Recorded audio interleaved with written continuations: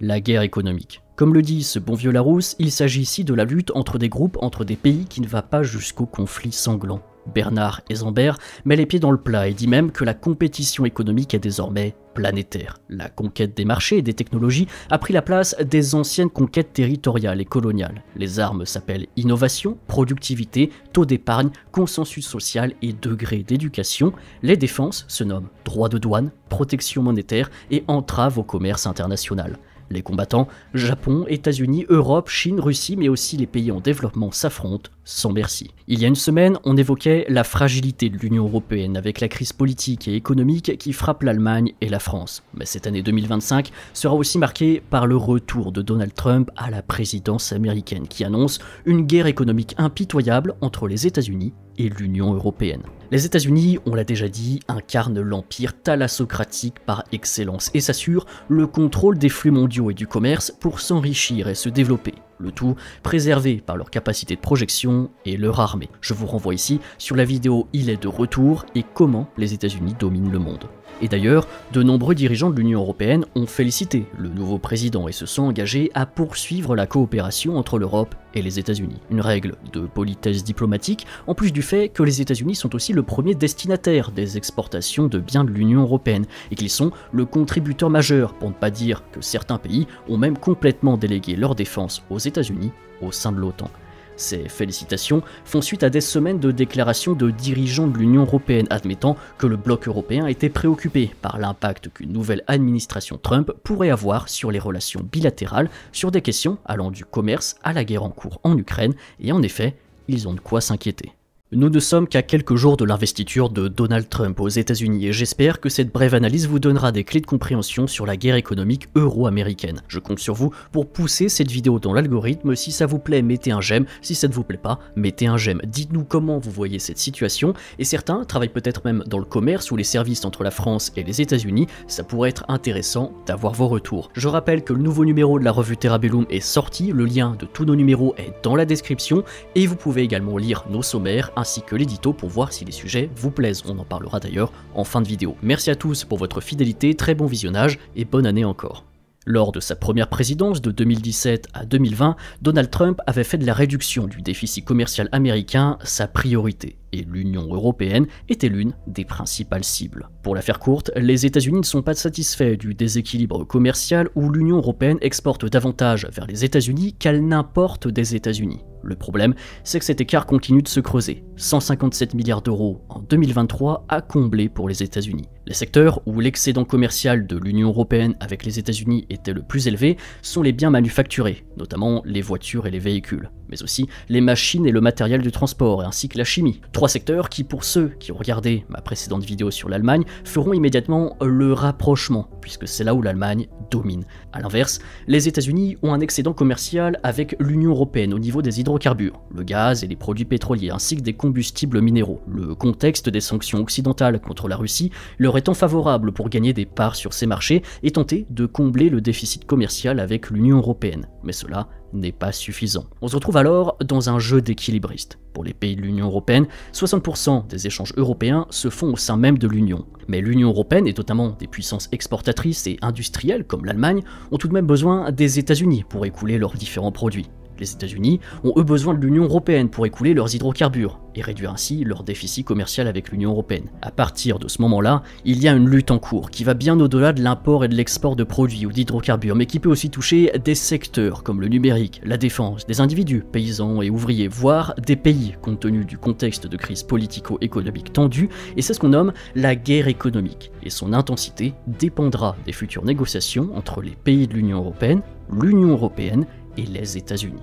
Au cours de sa campagne présidentielle, Trump s'est engagé à mettre en œuvre des hausses de droits de douane, entre 10 et 20% pour toutes les marchandises entrant aux États-Unis. Il s'agit ici d'une tactique de négociation pour faire pression sur les pays et les blocs commerciaux comme l'Union européenne afin qu'ils négocient des accords commerciaux favorables aux États-Unis. Pour l'Union européenne, il n'y a pas 50 solutions face à la thalassocratie américaine. Ou vous achetez américain pour combler l'écart de la balance commerciale, ou vous assumez d'entrer dans une guerre économique qui impose des mesures protectionnistes et des alternatives à l'export et à l'import. Et cette période de négociation a déjà commencé. La présidente de la Commission européenne, von der Leyen, a proposé d'acheter plus de GNL américains, ce qui permettrait de réduire l'écart commercial. Trump l'a dit, il mise sur le fait que l'Union européenne devrait combler son déficit avec les États-Unis par l'achat à grande échelle de pétrole et de gaz américains dont l'extraction devrait continuer de croître. Les États-Unis sont déjà le premier fournisseur de GNL et de pétrole de l'Union européenne. Selon Eurostat, ils auraient fourni au premier semestre 2024 plus de 48% des importations de GNL de l'Union européenne. La fermeture du gazoduc en Ukraine fin 2024 et les projets pour interdire les importations de GNL russes, qui représentaient 16% des importations de GNL au sein de l'Union européenne, devraient laisser une marge que les États-Unis exploiteront pour réduire leur déficit. L'Union européenne ne peut pas non plus influencer les stratégies d'approvisionnement en GNL de ses États membres, et il est peu probable que le déficit commercial américain soit comblé de cette seule façon, ce qui devrait donc conduire à la question de la hausse des tarifs douaniers américains. S'ils sont mis en œuvre, ces tarifs douaniers auraient un impact négatif sur l'Union européenne qui a exporté pour environ 502 milliards d'euros de marchandises en 2023 avec les États-Unis. L'Allemagne, l'Italie et l'Irlande ont tous les États-Unis comme première ou deuxième destination des exportations et ont tous un excédent commercial très fort avec les États-Unis. Selon un rapport de l'Institut IFO basé à Munich et publié en septembre, les exportations allemandes vers les États-Unis pourraient chuter de 15% dans un scénario de droits de douane américain de 20% sur tous les produits européens. Les exportations allemandes de produits pharmaceutiques vers les États-Unis diminueraient de 35%, tandis que les exportations de voitures chuteraient de 32%. Ceci alors que l'économie allemande sera en pleine stagnation et donc extrêmement vulnérable en 2025. Les États-Unis sont dans un rapport de force et compte tenu du contexte économique et géopolitique ont toutes les chances d'imposer leur volonté au bloc européen. Si Giorgia Meloni s'est rendue en visite surprise en Floride pour rencontrer Trump ou qu'elle reçoit Elon Musk, ce n'est pas pour cueillir les fruits du hasard mais pour négocier de manière bilatérale afin de combler l'excédent commercial de 26,5 milliards d'euros en faveur de l'Italie et donc éviter la guerre économique avec les États-Unis. Déjà en 2018, les États-Unis avaient lancé une guerre commerciale tout azimut à travers le monde, contre la Chine, mais aussi l'Union européenne avec qui le déficit commercial était de 120 milliards d'euros. Trump avait décrété l'imposition de droits de douane à l'import de 25% sur l'acier et 10% sur l'aluminium. L'Union européenne avait répliqué avec ses propres droits de douane sur les produits américains. Jean Levis, Moto Harley-Davidson, Bourbon, maïs, riz, etc. Ce qu'il faut comprendre, c'est que l'Union européenne ne tapera jamais plus fort que les États-Unis et jamais en premier. Mais aussi que ces mesures de rétorsion sont proportionnées. Les rétorsions européennes n'ont en 2018 affecté les exportations américaines qu'à hauteur de 6 milliards d'euros, c'est-à-dire l'équivalent de ce que l'Union européenne exportait d'acier et d'aluminium vers les États-Unis à l'époque. La situation s'est ensuite apaisée sous le mandat de Joe Biden en décembre 2021. Les États-Unis levaient alors leurs tarifs sur l'acier et l'aluminium européen, l'Union européenne levait ses tarifs sur les produits américains, et en décembre 2023, l'Union européenne et les États-Unis prolongeaient leurs accords jusqu'en 2025. Mais en 2024, Donald Trump reprend la présidence. Le déficit commercial Union européenne-États-Unis est de plus de 157 milliards d'euros et une hausse générale des droits de douane entre 10 et 20% aurait bien plus de conséquences que les tarifs sur l'aluminium ou l'acier en 2018. Les médias européens ont révélé que la Commission européenne travaillait déjà sur une liste de produits américains que Bruxelles ciblerait avec des tarifs de représailles si Trump mettait ses menaces à exécution.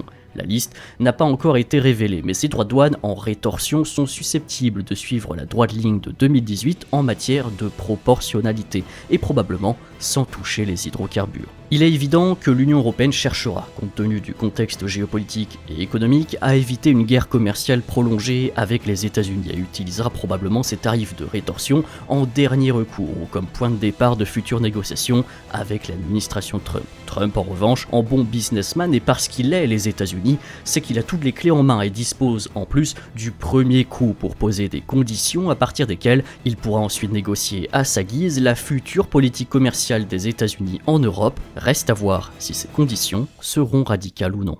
Ce qu'il faut comprendre, c'est que l'administration Trump est susceptible d'affaiblir la coopération déjà fragile entre les États-Unis et l'Union européenne sur des questions telles que les énergies, la politique climatique ou encore la réglementation technologique. Trump s'est engagé à retirer les États-Unis de l'accord de Paris sur le climat, comme il l'a fait lors de son premier mandat, mais aussi à augmenter l'extraction de pétrole et de gaz naturel et à exporter davantage d'énergie à l'étranger, notamment du gaz naturel liquéfié. On évoque ici surtout l'aspect économique, énergétique et commercial, mais il en sera de même dans le secteur de la défense. Souvenez-vous de ma dernière vidéo où j'évoquais les difficultés à construire une défense européenne avec le budget alloué, où les États membres débattaient sur la question de savoir quel pourcentage de l'aide pourrait être utilisé pour acheter de l'armement et des munitions extra-européens, et notamment américains. Pourquoi Donald Trump veut que les pays de l'OTAN dépensent 5% de leur PIB dans la défense, alors que les pays membres, pour la plupart, ne respectent déjà même pas les 2% exigés?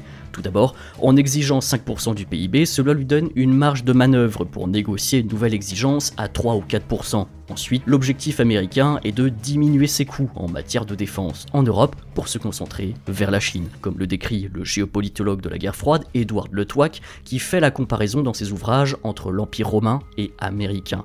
L'Europe est un limès impérial, une périphérie de l'Empire qui permet d'écouler les marchandises et protéger une partie du fameux Rhineland. Autrefois disputé par l'URSS qui s'est écroulé en 1991, Trump et son administration estiment aujourd'hui que sa protection incombe désormais aux Européens sur place et non pas à Washington. Enfin, renégocier les dépenses des pays membres de l'OTAN à la hausse, c'est aussi un moyen pour le complexe militaro-industriel américain d'augmenter ses revenus. Entre 2019 et 2023, environ 55% des importations d'armes par les États européens provenaient des États-Unis, par rapport aux 35% durant la période précédente de 2014 à 2018. La guerre en Ukraine y est pour beaucoup et Trump doit tout faire pour que ses exportations d'armes se poursuivent, voire augmentent. Ceci à mesure qu'il menace de retirer les forces américaines de l'OTAN. Tout comme le gaz et le pétrole, cela dépendra aussi de la capacité de production américaine pour inonder le marché européen de l'armement, un pari que Trump est prêt à prendre à partir du moment où cela fera croître l'économie américaine.